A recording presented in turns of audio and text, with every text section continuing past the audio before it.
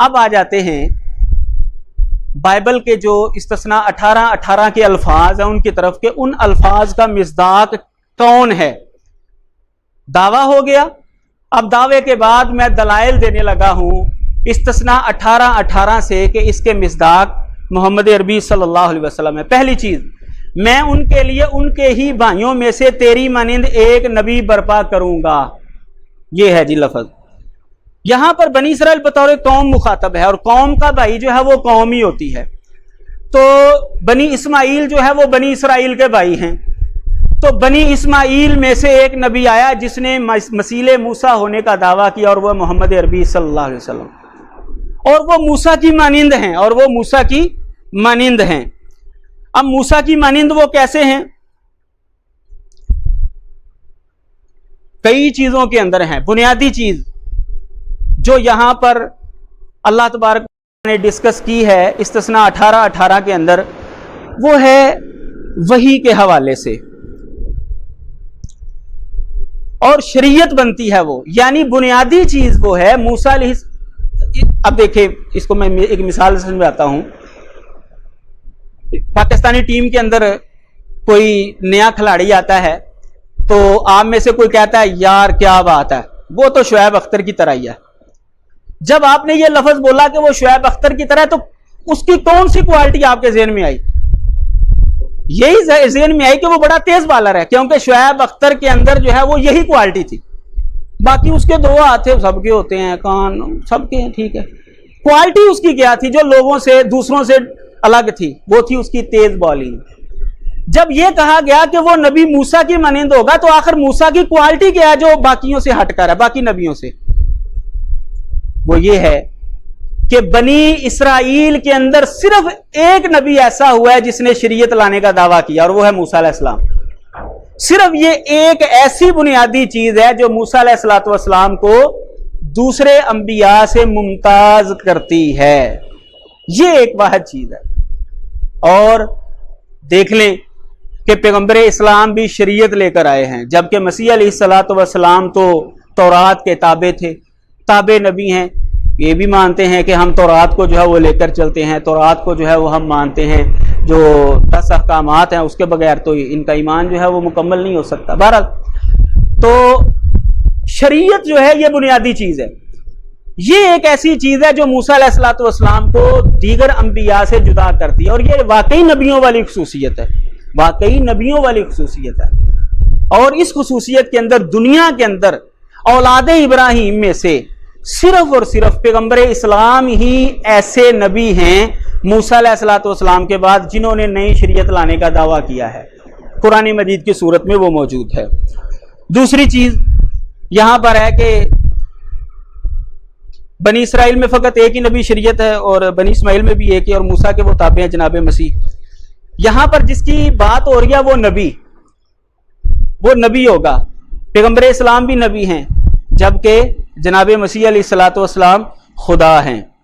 اگر ان کو یہ نبی ثابت کریں گے تو ان کی خدائی جو ہے وہ جاتی رہے گی، کیونکہ جب وہ نبی ثابت ہو جائیں گے تو پھر ان کی مانند بے شمار لوگ ہو جائیں گے، اور خدا کی مانند تو کوئی ہو نہیں سکتا۔ یہ خود ہی بائبل کی خلاف ورزی کر، آپ دیکھ لیجئے گا، یہ خود ہی بائبل کی خلاف ورزی کرتے ہوئے آپ کو نظر آئیں گے۔ آپ پیشین گوئی کرتے ہیں نا، دیکھیں آج میں نے بھی پیشین گوئی کی، آپ دیکھیے گا کرتے کیا یہ پادری صاحب۔ چوتھی بات، قرآن مجید کے اندر تورات کو بھی الفرقان کہا گیا ہے، اور قرآن مجید کو بھی الفرقان کہا گیا ہے، جبکہ انجیل کو الفرقان نہیں کہا گیا۔ بعد از وفات جناب موسیٰ کے بھی خلفاء ہوئے، پیغمبر اسلام کے بعد بھی خلفاء ہوئے، جبکہ جناب مسیح کے بعد خلیفے نہیں ہوئے۔ موسیٰ علیہ السلام خود بھی حکمران تھے، پیغمبر اسلام بھی حکمران تھے، عیسیٰ علیہ السلام حکمران نہیں تھے، ان کی بادشاہی تو آخرت کی تھی نا، اس دنیا کی تو تھی ہی نہیں۔ موسیٰ علیہ السلام کے بعد کنعان کو فتح کیا تھا ان کے خلیفہ نے، اور پیغمبر اسلام کے بعد بھی کنعان کو فتح کیا تھا ان کے خلیفہ نے، حضرت عمر نے۔ فلسطین کو انہوں نے فتح کیا تھا، جبکہ جناب مسیح کے بعد تو خلفاء ہی نہیں ہوئے، فتح کون سی کرنی ہے۔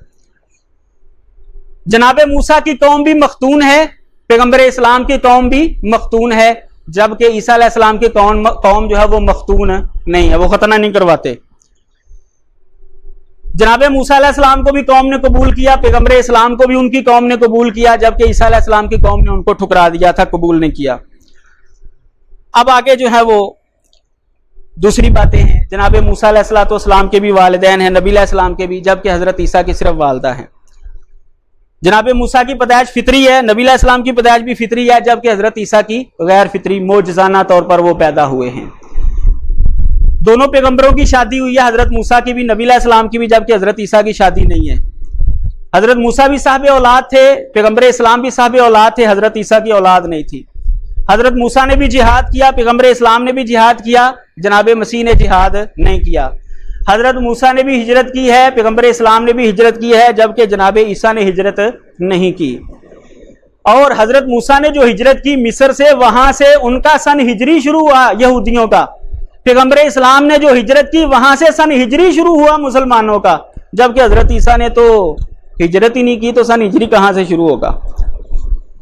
जनाब मूसा ने खुदा से बगैर वास्ते के बातें की हैं, नबी अलैहिस्सलाम ने भी बातें की हैं, और हजरत ईसा ने कभी भी अल्लाह ताला से जो है वो बातें नहीं की। वो भी महज इंसान थे, जबकि जनाब मसीह मुजस्सम खुदा थे। तौहीद खालिस की दावत दी दोनों नबियों ने। इसी तरह दोनों नबी गैर मलून थे, और आपके नजदीक हजरत ईसा जो है वो मलून हैं। दोनों की वफात तभी थी, दोनों ने गुनाह किसी के अपने जिम्मे नहीं लिए थे, हजरत ईसा ने गुनाह अपने जिम्मे लिए। दोनों अशूरे का रोजा रखते थे, हजरत मूसा ने पत्थर से पानी निकाला था, नबी अलैहिस्सलाम की उंगलियों से पानी निकला था। मुनकरीन और नाफरमानों को दुनिया के अंदर सजा दी गई दोनों की, जबकि हजरत ईसा के जो नाफरमान है उनको सजा नहीं मिली। जनाबे मूसा ने समंदर को 2 हिस्सों के अंदर तकसीम कर दिया था, और पैगंबर इस्लाम ने चांद को 2 हिस्सों में तकसीम कर दिया था। जनाबे मूसा की कौम भी कुर्बानी करती है, पैगंबर इस्लाम की कौम भी कुर्बानी करती है, ईसा की कौम कुर्बानी नहीं करती। मरने के बाद जनाबे मूसा भी जिंदा नहीं हुए, पैगंबर इस्लाम भी जिंदा नहीं हुए, जबकि हजरत ईसा जो है वो मरने के 3 दिन बाद जो है वो जिंदा हो गए। ये 28 जो है वो मुशाबतें हैं, जिससे पता चलता है कि जनाबे मोहम्मद अरबी सल्लल्लाहु अलैहि वसल्लम और मूसा अलैहिस्सलाम ये एक ही है, ये मानंद हैं, और ईसा अलैहिस्सलाम उन जैसे नहीं हैं। बुनियादी चीज जो है वो शरीयत है।